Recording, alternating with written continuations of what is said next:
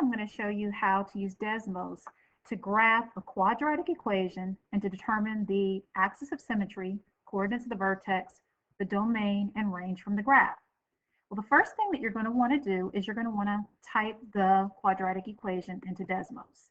Okay, I've already done that. We're going to type in f of x, or either y, equals 3x squared minus 54x plus 241. And as you can see, that gives me this beautiful U-shaped curve, which we call a parabola. Now this parabola opens upward, so what we have right here is a minimum. Minimum means the lowest point on the graph.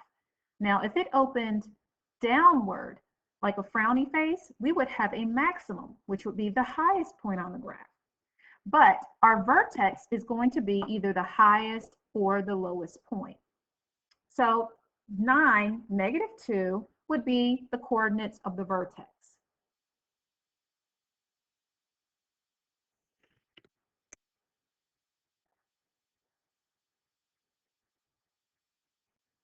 Okay, let's look for the axis of symmetry now.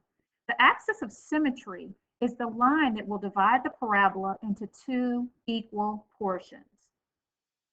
Okay, we can see that if we divide it right here where x is equal to this number, which looks like 9, which we see right here, where x is 9, that would be the place where we divide the parabola into two equal parts.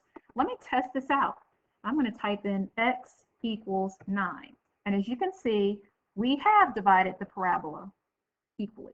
So let's write our axis of symmetry. X equals 9. Okay, next, let's go ahead and find our domain. Domain means x values, and x values go left to right. We can see that if we stretch this parabola to the left, it would go on and on forever to infinity. Also, if we stretch this to the right, the graph will go on and on and on to infinity. So for that reason, since we go left to right in both directions to infinity, our domain would be all real numbers. Okay, now let's talk about the range. Range means y values, and y values go up and down. We can see here that this graph goes up forever and ever and ever, but it does not go down forever and ever and ever. The lowest point, which is our vertex, is right here, and this graph looks like it goes down. We get to where y is equal to -2. That's the lowest point. Okay, and we can see here that our y coordinate happens to be -2, so that's a hint. So let's write down y and -2. Okay, look back at our graph. Our graph is including all numbers that are above -2. Okay, so that means that we would have to use the greater than or equal to bar. All right, let's try the next problem. The first thing that we're going to want to do is type in the quadratic equation.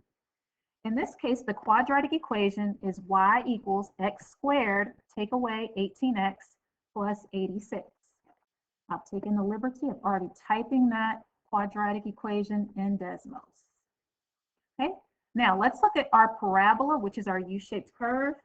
And we can see right here that our vertex, which means the highest or lowest point, and here again we have a low point, so it's a minimum. Our lowest point, our vertex, the coordinates are 9, 5. So let's write that down.